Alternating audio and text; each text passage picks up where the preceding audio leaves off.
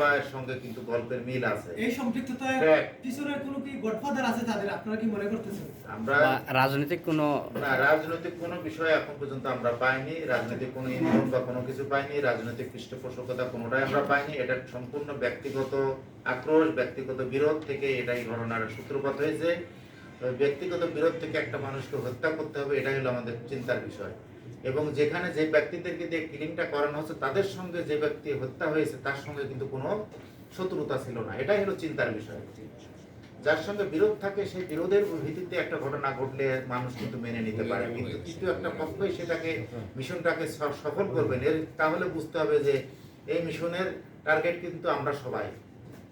তাই আমরা মনে করি এটা থেকে আমাদেরকে বেরিয়ে আসতে হবে। এদেরকে চিহ্নিত করা হয়েছে এবং আমাদের কাছে এখন পর্যন্ত 10 জনের নাম আসছে, 10 জন আমাদের কাছে, হয়তো সংখ্যাটা একটু বাড়তেও পারে, সংখ্যাটা একটু বাড়তেও পারে। কেউ হয়তো স্পটে থেকে সহযোগিতা করেছে, কেউ স্পটের বাইরে থেকেও করেছে। সেজন্য আমরা প্রত্যেককে আইনের আওতায় আনবো, এর থেকে রেহাই পাওয়ার কোনো সুযোগ নেই, যে যেভাবে করুক না কেন। বর্তমান সময়ে আপনারা জানেন, বর্তমান সময়ে ডিজিটাল এভিডেন্সটার উপরে নির্ভর করে কিন্তু আমাদের ইনভেস্টিগেশন কার্যক্রম চালাচ্ছে। শুধুমাত্র একজন কথা বললেন, এই কথাটার ভিতরেই আমরা সীমাবদ্ধ থাকলাম তাই না, প্রত্যেকটা বিষয় কিন্তু আমরা বিশ্লেষণ করতেছি এবং এখন পর্যন্ত যেটা পেয়েছি সেটা আপনাদের কাছে আমি জানালাম। নেক্সটে আপডেট পেলে আরও কিছু আছে আমাদের কাছে, আমরা কিন্তু এখনো অভিযানে অব্যাহত আছে আমাদের, থাকলে আপনাদেরকে আমি মানে সময় সময় এগুলোর বিষয়ে আপনাদের জানাবো।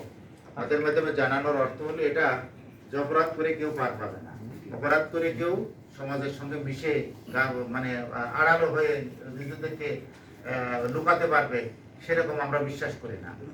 আপনাদের সহযোগিতায়, আপনারা যেমন বিভিন্ন মিডিয়ার মাধ্যমে আমাদেরকে সহযোগিতা করেছেন, আপনাদের সহযোগিতাটা এক্ষেত্রে বড় একটা ভূমিকা রেখেছে আমাদের ইনভেস্টিগেশনে।